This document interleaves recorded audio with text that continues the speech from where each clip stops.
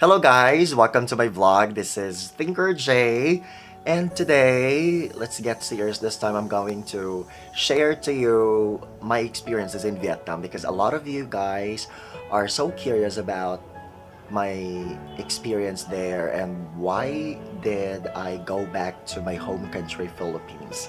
So I invite you all to watch the video from the very beginning until the end in order for you to know exactly. So it all started in November of 2017 when I decided to fly to Vietnam. That was my first international flight. I was so nervous and I was so frightened to try because you know what, even traveling alone around Cebu, I was so scared because I've never done much of traveling for the rest of my life.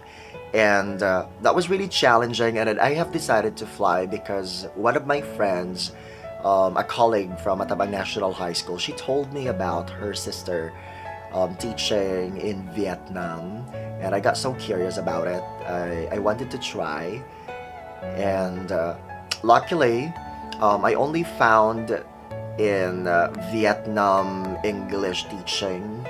They have a Facebook page, and I did follow that page, and I was looking for some schools looking for English teachers, and I gave it a try, and luckily I found an employer, and that employer was so willing to shoulder all the expenses on my behalf.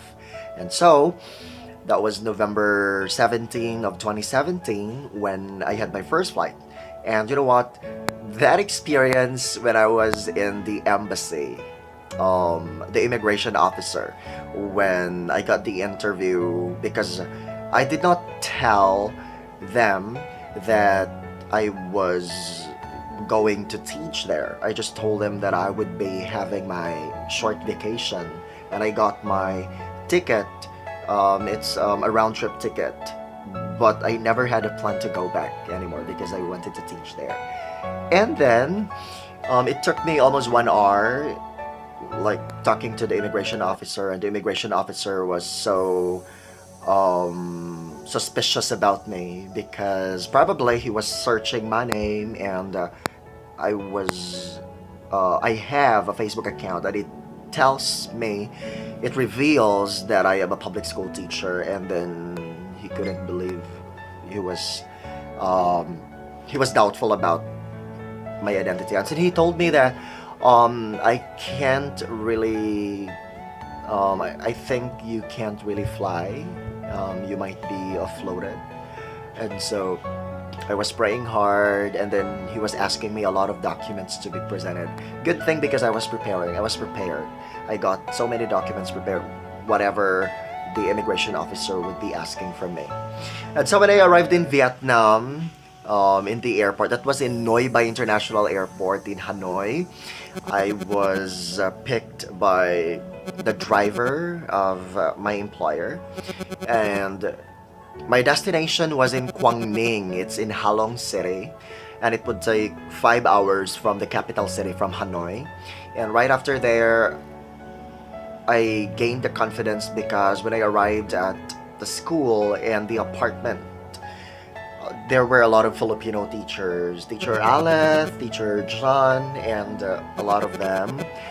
And I told myself that I wouldn't be homesick here because I have so many Filipino friends. And teaching in Vietnam is exciting. Your students are so sweet.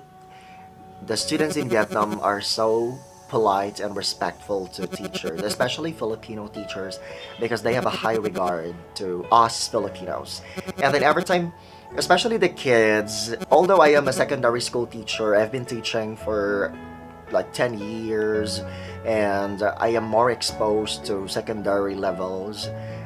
But when I was in Vietnam, I was able to teach all levels. Primary, I also had kindergarten, I had IELTS classes, adult classes.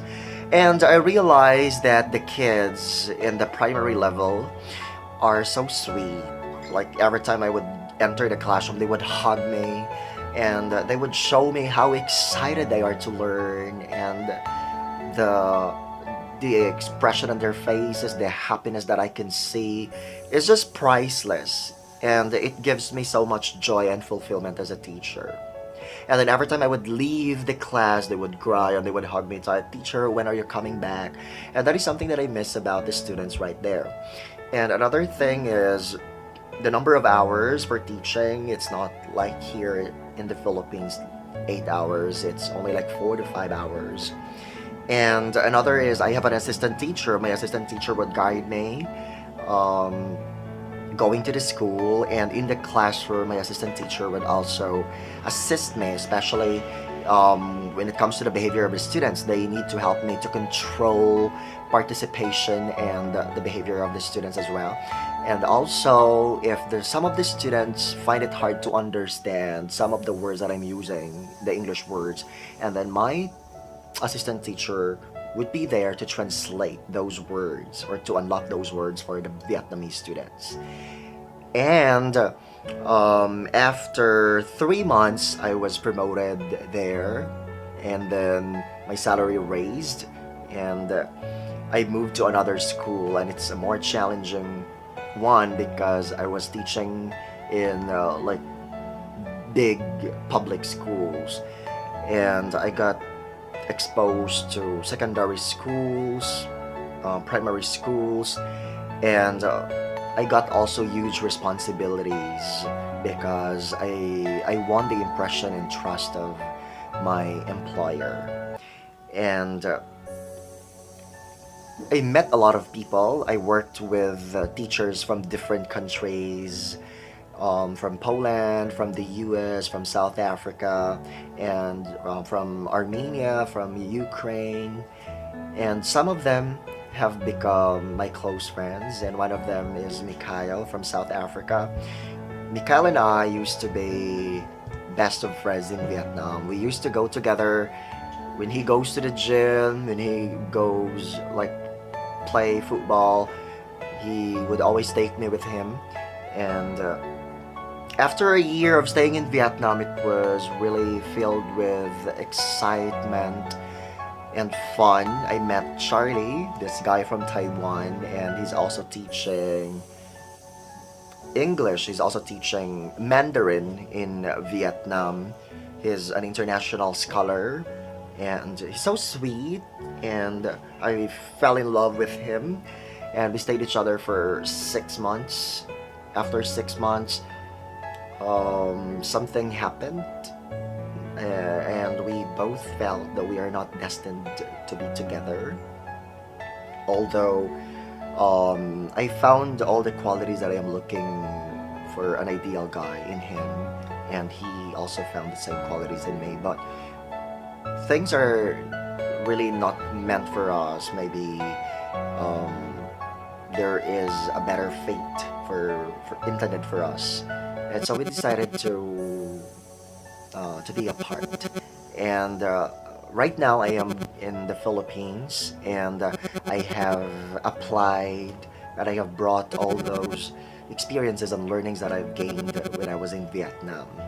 And I would say that it's more fun in our home country, and there is nothing better. There is no place like home.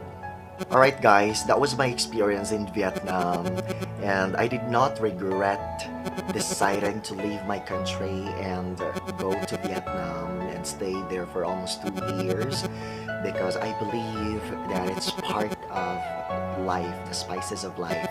We all fail, we all fall down, and what's the most important thing is we should always learn to stand up right after we fall.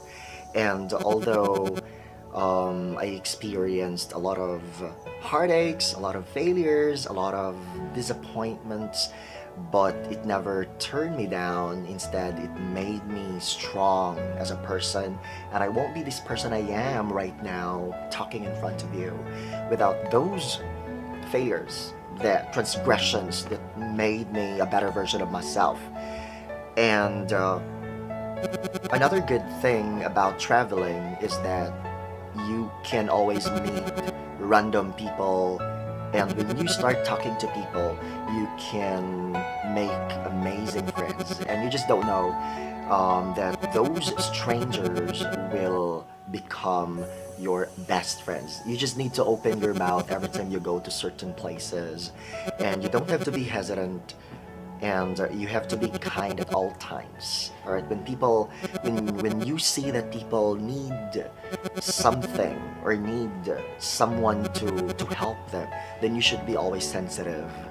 When I was in Malaysia, I was walking in the Chinese area, like the Chinese market or the Chinatown, and then I saw a white guy. He's from France, and as I looked at his face, he seemed to be like searching for someone who could speak English and help him.